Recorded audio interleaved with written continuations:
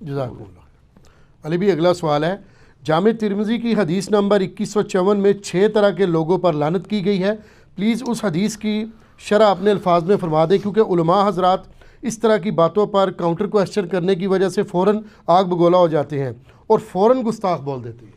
ہاں تو سب سے پہلے تو پھر علماء سے اعلان برات کریں نا، صحیح، اور ایک بار جھوم کے کہیں نا کہ نہ میں وابی نہ میں بابی، میں ہوں مسلم علمی کتاب۔ یہ بائی چانس میرے پاس مشکات کی پہلی جلد پڑی ہوئی ہے جی، اس میں بھی یہ حدیث موجود ہے، یہ میں نے کافی دفعہ بیان کی ہے لیکن کبھی میں نے اس کو اس طرح ڈیٹیل سے نہیں بیان کیا، یہ چونکہ اب سوال آ گیا ہے تو میں یہ جناب تقدیر والے چیپٹر میں نا مشکات میں 109 ہے یہ حدیث جو ہے جی وہ ترمذی میں 2154 ہے، صحیح ابن حبان میں بھی موجود ہے، اور امام حاکم بھی لے کے آئے ہیں، اور امام ذہبی نے بھی موافقت کی ہے، شیخ زبیر علی زئی صاحب نے بھی اس حدیث کو صحیح کہا ہے۔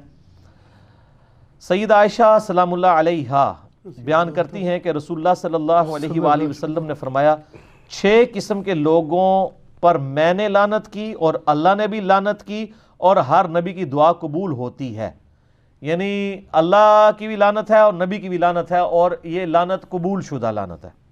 استغفر اللہ۔ پہلا وہ شخص جو اللہ کی کتاب میں اضافہ کر دیتا ہے۔ صحیح، اللہ کی کتاب میں اضافہ کیا ہے؟ اگر کوئی اضافے سے مراد لے کے جیسے جھوٹی حدیثیں گڑی گئی ہیں تو کوئی آیت گڑھے گا؟ نہیں، وہ تو قرآن پاک میں واضح ہے، اِنَّا نَحْنُ نَزَّلْنَا الذِّكْرَ وَإِنَّا لَهُ لَحَافِظُونَ، اس الذکر یاد دہانی کو ہم نے نازل کیا، ہم اس کی حفاظت کرنے والے ہیں۔ وہ تو قرآن خود کہہ رہا ہے، کتاب اللہ میں اضافہ کرنے والا وہی ہے جو سورۃ الحجرات کے اندر آیا ہے۔ وہ اضافہ کیا ہے؟ سورۃ الحجرات کی جو شروع کی آیات ہے نا جی، اعوذ باللہ من الشیطان الرجیم، بسم اللہ الرحمن الرحیم، پارہ نمبر 26 کے اندر، یا ایھا الذین آمنوا لا تقدموا بین یدی اللہ ورسولہ، اے ایمان والو مت آگے بڑھا کرو اللہ اور اس کے رسول سے، واتقوا اللہ، اللہ کا تقوی اختیار کرو، ان اللہ سمیع علیم، بے شک اللہ تعالیٰ سننے والا علم والا، یعنی اللہ اور اس کے رسول سے آگے مت بڑھو۔ کیا مطلب؟ کہ جتنا اللہ اور رسول نے بتایا ہے اسی کو دین مانو، اس میں خود سے ایڈیشن نہ کرو، بدعات جاری نہ کرو۔ کتاب اللہ میں بھی اضافہ یہ ہے کہ کتاب اللہ میں ایاک نعبد و ایاک نستعین آیا ہے، اے اللہ تیری عبادت کرتے ہیں، تجھی سے مدد مانگتے ہیں، اور ظاہر ہے کہ ظاہری اسباب کا ذکر نہیں ہے اس میں، وہ تو جائز ہیں، وتعاونوا علی البر والتقوی ولا تعاونوا علی الاثم والعدوان، یہ دعا والا معاملہ ہے۔ لیکن کیا کرتے ہیں یہ ادھر تو لکھ دیتے ہیں، نیچے ساتھ پھر لکھتے ہیں شرع، جس کو میں کہتا ہوں شر پھیلا رہے ہوتے ہیں، اور وہ کہتے ہیں یہ جو ہے نا اس سے جو ہم بزرگوں سے بھی مانگتے ہیں وہ پیچھے تو اللہ ہی ہوتا ہے جی۔ اچھا جب ہم کہتے ہیں آپ کے بزرگوں نے یہ تعلیمات دی ہیں حدیث میں تو یہی، وہ کہتے ہیں پیچھے تو نبی علیہ السلام ہی ہے، اللہ بھی پیچھے، نبی بھی پیچھے، اگے تسی بابے، ان کو بیک فٹ پہ کر دیا، پیچھے اللہ رسول کوئی نہیں ہے، ان کے پیچھے شیاطین ہے۔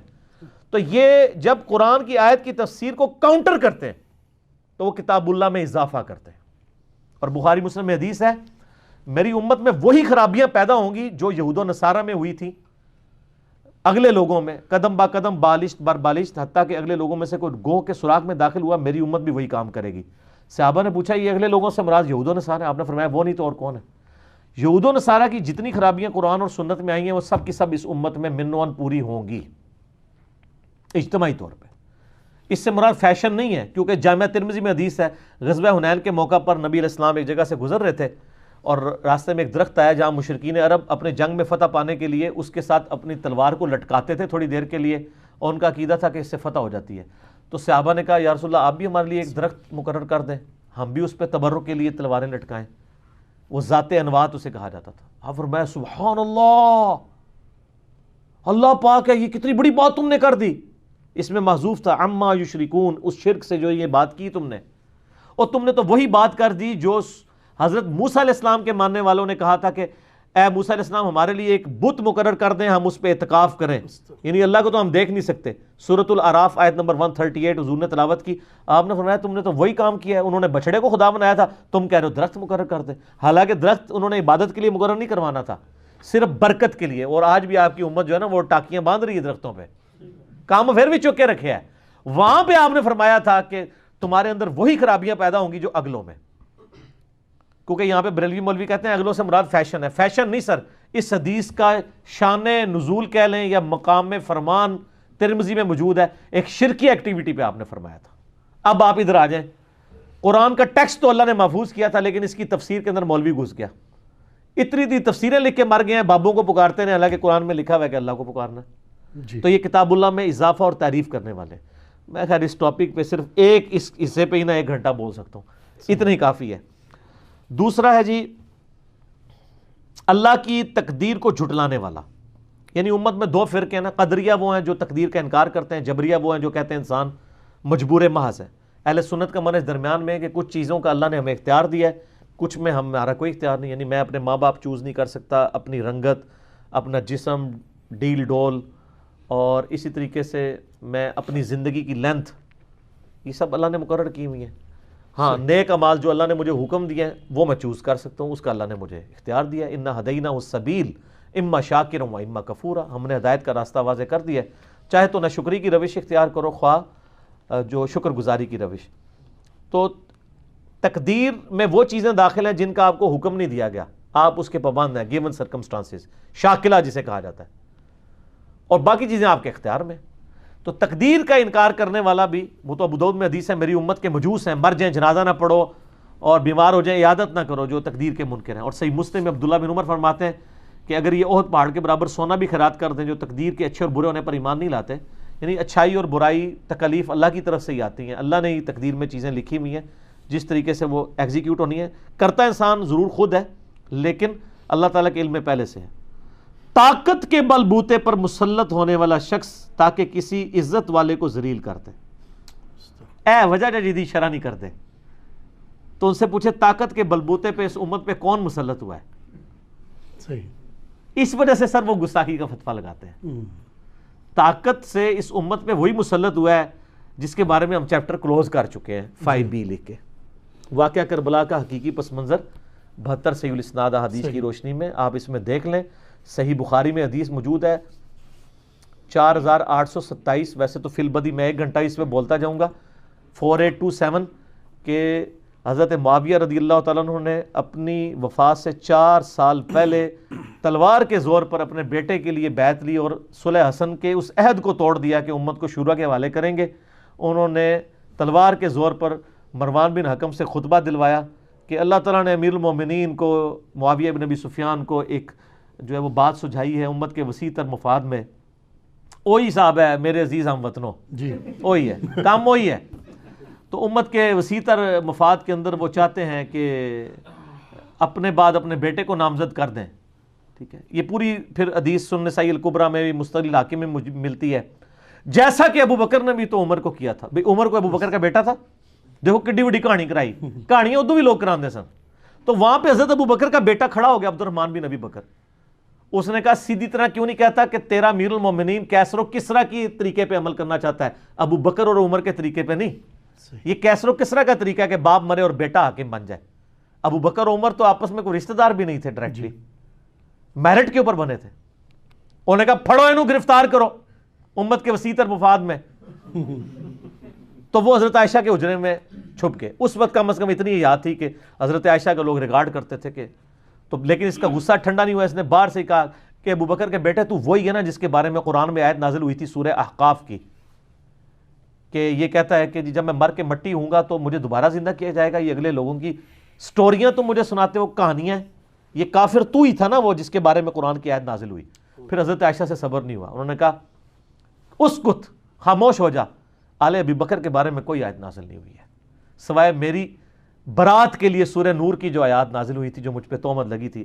البتہ تیرے بارے میں اللہ کے نبی علیہ السلام نے جب تو اپنے باپ کی پشت میں تھا فرمایا تھا حکم پہ لعنت، اس کی اولاد پہ لعنت، اور تو اسی لعنت کا ٹکڑا ہے۔ جدو انہیں پھکی ملی نا اما عائشہ کو، پھر وہ چپ کر گیا، ٹھنڈا ہو گیا۔ پھکی ملے تو بات تو پتہ ہے لوگ ادو بھی چپ کر جایا کرتے سن۔ پھکی دینا اما جی دی بھی سنت ہے، بڑی وڈی پھکی دیتی انہوں نے۔ تو سر طاقت کے بلبوتے پر مسلط ہونے والا اور معزز کو ذلیل بنانے والا۔ تو پھر دیکھ لیں یزید نے جو کچھ کیا ہے، سب سے معزز لوگ اہل بیت تھے، ان پہ کیا ظلم ڈھائے، اور وہ آج تک امت کو پھر اکٹھا نہیں ہونے دیتے۔ ان کے ہاتھوں سے لٹی باغ رسالت کی بہار، جو نمازوں میں صدا پڑھتے رہے صلی علی، ٹھیک ہے، جو نمازوں میں اللہم صلی علی محمد وعلی آل محمد پڑھتے رہے لیکن آل محمد ذبح کر دی. کافر مار دیتے تو اتنا غم نہ ہوتا. ٹھیک ہے, مسلمانوں نے مارا اسلام کے نام کے اوپر.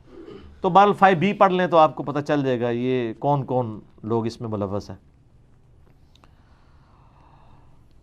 ایسے شخص کو معزز بنائے جسے اللہ نے ذلیل کیا اور کسی ایسے شخص کو ذلیل کرے جس کو اللہ نے معزز کیا ہو.